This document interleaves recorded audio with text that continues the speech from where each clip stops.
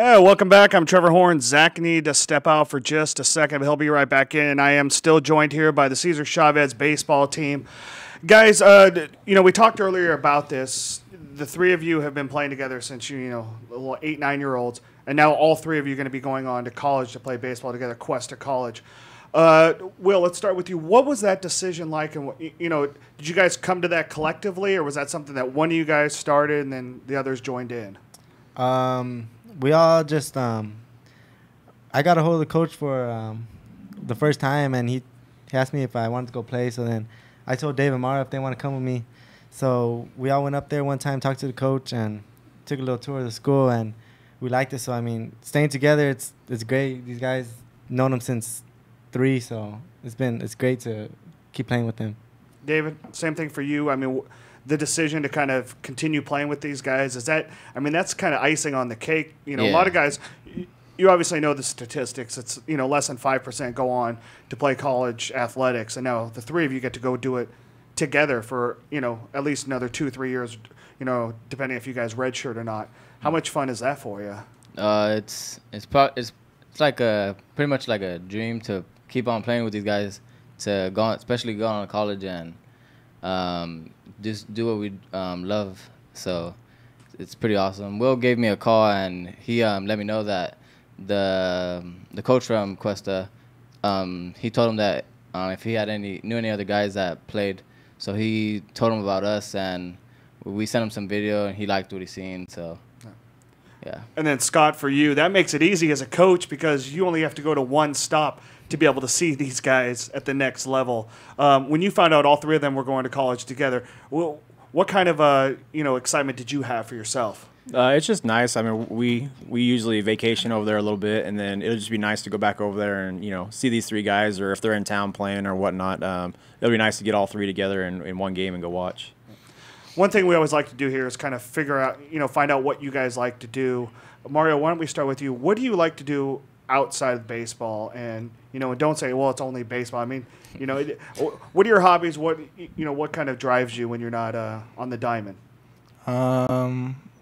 Outside of baseball, I like to hang out with some of my friends.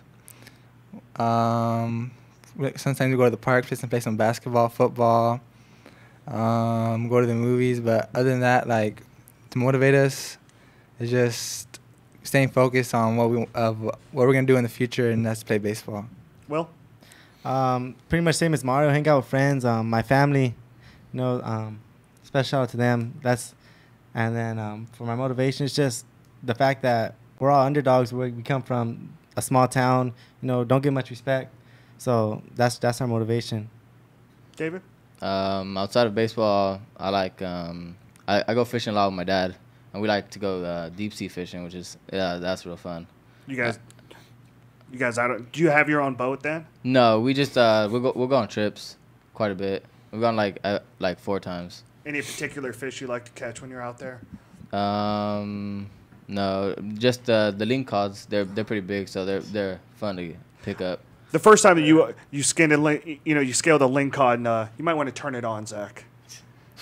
And you saw the green meat. What did you think about that? I was tripped out. I didn't know what it was. And they might be the ugliest fish in the world too. If you guys ever seen them, lingcod are like a largemouth bass, but about 10 times uglier too. Yeah. I had a premonition that David was going to say he fished. I don't know. He just kind of looks like that. He's this chill fisherman, like sit back on a boat. I want to see these shirts. These are pretty nifty shirts and quick turnaround too. Somebody stand up and model one of these Valley Championship shirts. All three of you, stand up. Look at that. Yeah, just turn around. We got everybody's name on there. 24 and 4. We got everybody's name, coach's name. 24, 4 and 1 Valley champs. It's nice. Scott, that's a quick turnaround on those. Did you be honest? Have did those you order those in beforehand? No. Did you have those ready to go just in case? No, I got a good booster club, and they were on it as soon as it was done. They made the call in and had those ordered. That's very cool. That's good. Scott, these guys all seem pretty honest guys, but is there anything particular about these three that really kind of stand out to make them, those leaders that you've had for so long? I mean, for the most part, I mean, Mario and Gil, they're pretty calm. They kind of stay to themselves, which actually helps them be good pitchers. Will's kind of quiet sometimes, but he's also, when there's things to get done, he'll be the voice out there. So other than that, I mean, just getting the job done, and they lead by example. Mario, you played basketball this season. You averaged, 11.1 points per game this year. Your first love is baseball, but how much fun was that for you to be able to have so much success in 2 different sports in your senior year? It was really fun, especially since we had two guys on the team that came from basketball onto baseball, and also we had a bunch of friends that we've been playing since middle school, and it just made everything else better. Like 3 times, it just made everything. Yeah, since we had a good winning season, but nothing like to really show for it, just about the record. But we still made history for our record, and it was just great. Well, you were on that football team that won 10 wins this season. It's kind of same thing for you. How much fun was that to be able to be on 2 teams and have so much success on both of them?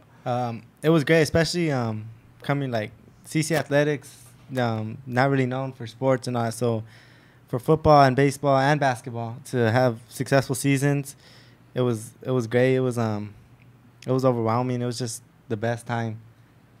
All right. Zach, you got more? Yeah. One thing I want to know is what the experience was at Rawhide for you guys as players. I've heard fans love it. I've heard fans hate it. I've heard everything in between. But one of the arguments you hear is that the players like that experience of playing in a professional ballpark. What was that like for you guys? And were you glad to play there rather than you would have been at home? Yeah. It was pretty awesome driving up in the vans. We got there and we seen the stairway up to the stadium, and we just it gave us we got all pumped up about it. We were all excited, and then walking into the stadium, seeing the field, it was like we were I'd say major league players. Tony Gwynn played there, you know. Yeah, it was awesome. What about you guys, Will and Mario? I think it just made everything a lot much better.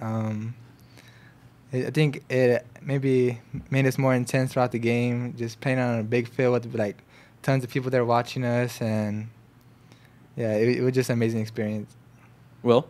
It was great. I mean, stadium was nice and everything. Our only worry was because it was in Visalia and we were playing CBC that they'd have their fans travel way more. But our fans, they followed right behind us and they were with us through it all. And, it actually felt like a home game even though it was in Visalia because they were loud throughout the whole game. Every pitch, every out, they were loud. Yeah, that's true. I actually thought the same thing going in, is that maybe you guys it would be a road game, but it wasn't. Because CBC's only got about 400 kids, so there's a cap to what they can pull off crowd size. Scott, what about you? I mean, as a coach, would you have preferred to be at home, or was it cool to have that experience to coach there, have the kids play there? Well, you always want, a game like that, you always want to be at home, but just the environment that was there and the people that traveled up there just to go watch us was amazing. And between, the cowbells that were being rang and the rattlers and people cheering, I mean, it honestly felt like we had a home game. Now, what did you guys do after the game? Because they do clear the stadium, and obviously you guys were out in the outfield. Did you just go home? Did you stick around? The Division II game was that night. Did you try to get back in and watch that? I mean, what was the agenda like afterwards? No, we like to take them up to Fresno, go to the doghouse, and I treat the boys to some food up there. Somewhere where I used to go in college, and we took them up there actually their freshman year. We had the tournament up there, the Selma tournament, so I took them there, and they loved it. So I kind of used that as a little bit of bait in some of the games. Hey, you guys win, we'll drive up there. Yeah. So. Tri-tip, anybody? No, yeah. Oh, that tri-tip and garlic fries in the doghouse. That's had to get it done. Incredible. Had to get it done. Good stuff.